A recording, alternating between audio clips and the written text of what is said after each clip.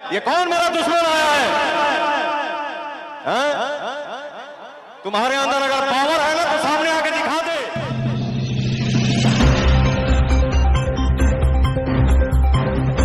उत्तर प्रदेश में स्थित बलिया में भोजपुरी स्टार पवन सिंह पर शो के दौरान पत्थर फेंका गया।